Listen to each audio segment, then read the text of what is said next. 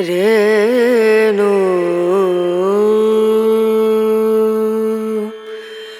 రనా రనా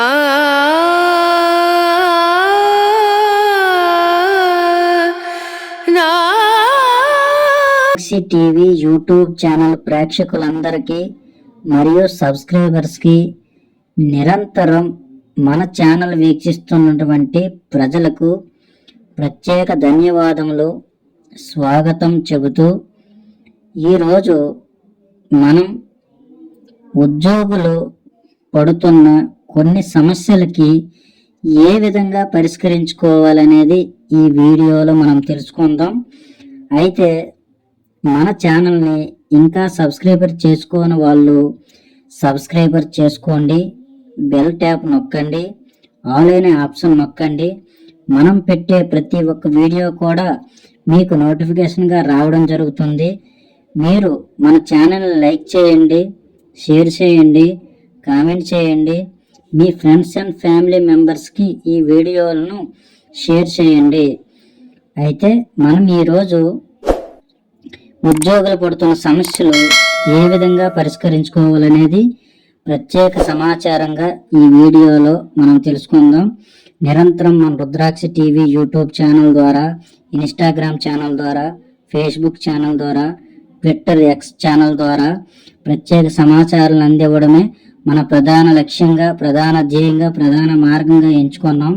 ప్రజలకు నిరంతరం అత్యంత సమాచారాన్ని, మంచి సమాచారాన్ని సేకరించి ప్రజలకి అందివ్వడమే మన లక్ష్యంగా మనం ముందుకు వెళ్తున్నాం. ఈరోజు ఉద్యోగులు పడుతున్న సమస్య పిఎఫ్ సమస్య. పిఎఫ్ సరైన సమయానికి రాకపోవడం చాలామంది ఉద్యోగులు చాలా ఇబ్బంది పడుతున్నారు. ఈ సమస్యకి మనం ఏ విధమైనటువంటి పరిష్కార మార్గంగా ముందుకు వెళ్ళాలనేది ఈ వీడియోలో మనం ప్రత్యేకంగా సమాచారం అందిస్తున్నాం. తప్పకుండా వీడియో చివరి వరకు చూడండి, వీడియో స్కిప్ చేయకండి. వీడియో స్కిప్ చేశారంటే మీకు సరైన సమాచారం మీకు స్కిప్ అయిపోయే అవకాశం ఉంటుంది. వీడియో ఫస్ట్ నుండి లాస్ట్ వరకు వీడియో స్కిప్ చేయకుండా ప్రత్యేకంగా వీడియో చూడండి. ప్రతి ఒక్క పాయింట్ని అబ్జర్వ్ చేయండి, ప్రతి ఒక్క వాక్యాన్ని వినండి.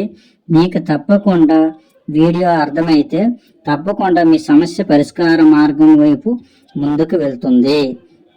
ఈ వీడియో అయితే తప్పకుండా ఎవరు వీడియో స్కిప్ చేయకుండా చూడండి.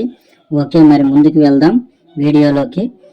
పిఎఫ్ అకౌంట్లో డబ్బులు జమ కావడం లేదా వివిధ సంస్థల్లో పనిచేసే ఉద్యోగులకు ఎంప్లాయీస్ ప్రావిడెంట్ ఫండ్ గురించి తెలిసిందే.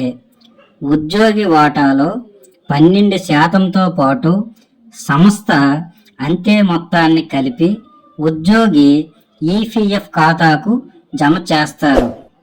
ఇటీవల కొన్ని కంపెనీలు ఎంప్లాయీస్ ఈపీఎఫ్ అకౌంట్లో డబ్బును డిపాజిట్లు చేయడం లేదని వార్తలు వినిపిస్తున్నాయి. కొన్ని నెలలుగా అకౌంట్లో పిఎఫ్ కాంట్రిబ్యూషన్స్ యాడ్ కాలేదంటే దాని అర్థం యాజమాని పిఎఫ్ డిడక్షన్ జమ చేయకపోవడమేనని చెప్పొచ్చు. మరి సంస్థలు ఉద్యోగుల ఈపీఎఫ్ అకౌంట్లో డబ్బు జమ చేయకపోతే ఏమి జరుగుతుందో ఇక్కడ చూద్దాం. ఏ సంస్థ అయినా సిబ్బందికి జీతం చెల్లించిన 15 రోజుల్లోపు ఈపీఎఫ్ ఖాతాలోకి డబ్బులను డిపాజిట్ చేయాలి. కంపెనీ డబ్బులను డిపాజిట్ చేసినప్పుడు ఉద్యోగి రిజిస్టర్ మొబైల్కు ఎస్ఎంఎస్ వస్తుంది. మనం జీతం అందుకున్న 15 రోజులలోపు మనకి డబ్బులను జమ చేసినట్లు మెసేజ్ రాకపోతే ఉద్యోగి ఈపీఎఫ్ఓ పోర్టల్లో తన పిఎఫ్ ఖాతాలోకి లాగిన్ అయ్యి తనిఖీ చేయవచ్చు. డిపాజిట్ చేయకపోతే ఈపీఎఫ్ ఖాతాలో కంపెనీ డిపాజిట్లు చేయడం లేదని గుర్తించిన సందర్భంలో ఉద్యోగులు ఎంప్లాయీస్ ప్రావిడెంట్ ఫండ్ ఆర్గనైజేషన్ ఈపీఎఫ్ఓకి ఫిర్యాదు చేయవచ్చు.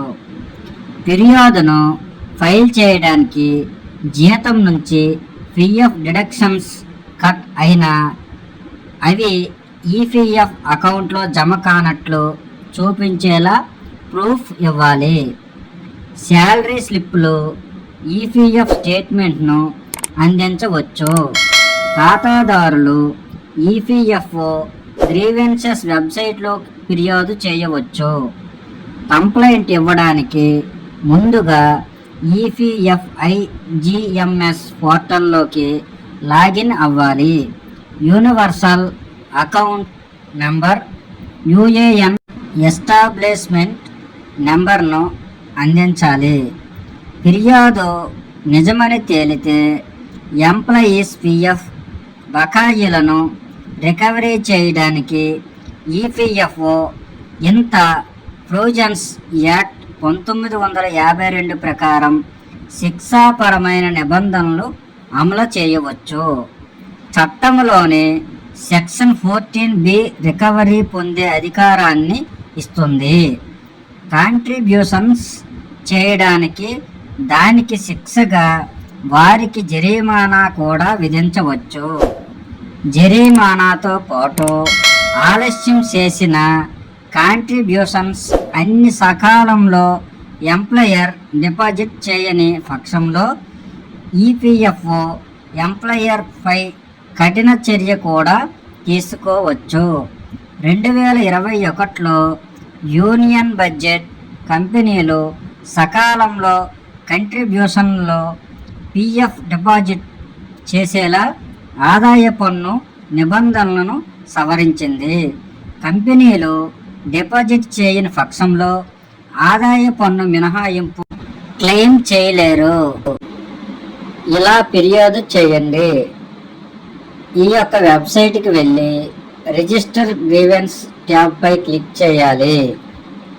స్టేటస్ సెక్షన్ కింద పిఎఫ్ మెంబర్, ఈపీఎస్ పెన్షనర్, యాజమాని లేదా అదర్స్ ఆప్షన్ కనిపిస్తాయి.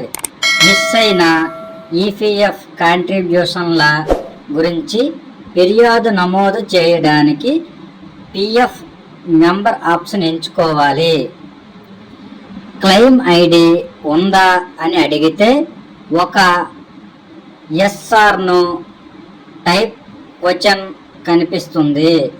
మెంబర్ సేవా పోర్టల్లో చేసిన నిర్దిష్ట క్లెయిమ్కు సంబంధించి ఏదైనా ఫిర్యాదు ఉంటే ఎస్ ఆప్షన్ని సెలెక్ట్ చేసుకొని ఫిర్యాదు ఐడి ఎంటర్ చేయాలి. లేకపోతే నో ఆప్షన్ సెలెక్ట్ చేసుకోవాలి. యూఏఎన్ వివరాలు, సెక్యూరిటీ కోడ్ను ఎంటర్ చేసి గెట్ డీటెయిల్స్పై క్లిక్ చేయాలి. మీ యూఏఎన్ వివరాలు స్క్రీన్పై కనిపించాక గెట్ ఓటీపీపై క్లిక్ చేయాలి. ఈపీఎఫ్ఓ రికార్డులలో రిజిస్టర్ అయిన మొబైల్ నెంబర్కు ఓటీపీ వస్తుంది. ఓటీపీని ఎంటర్ చేసి సబ్మిట్ చేయాలి. తరువాత పేరు, చిరునామా మొదలైన పర్సనల్ డీటెయిల్స్ అందించాలి. గ్రీవెన్స్ డీటెయిల్స్ కాలంలోని పిఎఫ్ ఖాతా నెంబర్పై క్లిక్ చేయాలి.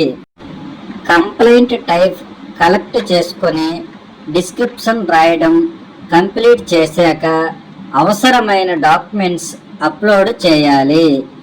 ఈ విధంగా మనం ఫిర్యాదు చేసుకుంటే ఈపీఎఫ్లో తప్పకుండా మనకి పరిష్కారం అనేది లభిస్తుంది. తప్పకుండా ఈ విధమైనటువంటి సమస్యకి పరిష్కారం చేసుకుంటే మనకి మార్గం సుగమం. Thank you for watching. జై భారత్, జై హింద్.